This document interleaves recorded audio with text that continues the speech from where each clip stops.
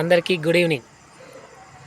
సమాజంలో చాలామంది అనుకుంటుంటారు, ఏదన్నా పని కాకుంటే నిన్ను చాలా దురదృష్టవంతుణ్ణి, నా తలరాత ఇంత, ఇక నేనేం చేసినా ఇక బాగుపడేటట్లేను అనుకుంటారు. అది చాలా తప్పు.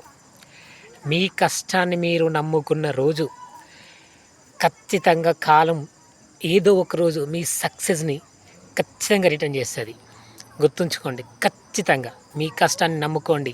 ఫలితం కాలానికి వదిలేయండి.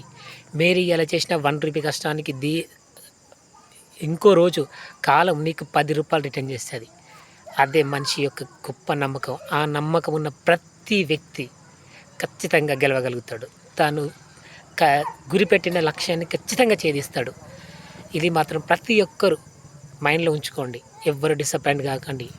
నీ చుట్టుపక్కల 10 మంది ఉంటారు. 10 మందిలో 8 మంది నిన్ను డిస్కరేజ్ చేసేటోళ్ళే. ఎప్పుడు వాళ్ళని పట్టించుకోకండి.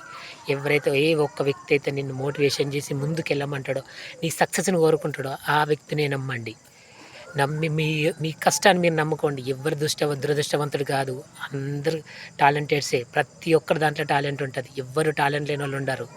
ప్రతి ఒక్కరు ప్రతి ఒక్కరు టాలెంటెడే. టాలెంట్ లేని వాళ్ళు ఏ వ్యక్తి ఉండడు. కాబట్టి ఖచ్చితంగా అంటే ఖచ్చితంగా నువ్వు ఏదో ఒక రోజు సమాజానికి సమాధానం చెప్తావు. నిన్ను డిసప్పాయింట్ చేసిన వాళ్ళకి నువ్వు హీరో అవుతావు.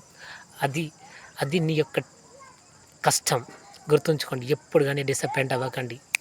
లక్ష్యాన్ని గురి పెట్టండి, కొట్టండి, గంతే తప్ప ఎవరు డిసప్పాయింట్ కాకండి. సమాజంలో చాలామంది డిసప్పాయింటెడ్ క్యాండిడేట్స్ ఉంటారు. నిన్ను తొక్కడానికే చూస్తారు తప్ప నిన్ను లేవడానికి ఎవ్వరు చూడరు. నీకు నువ్వే లేవాలి, నీకు నువ్వే గెలవాలి.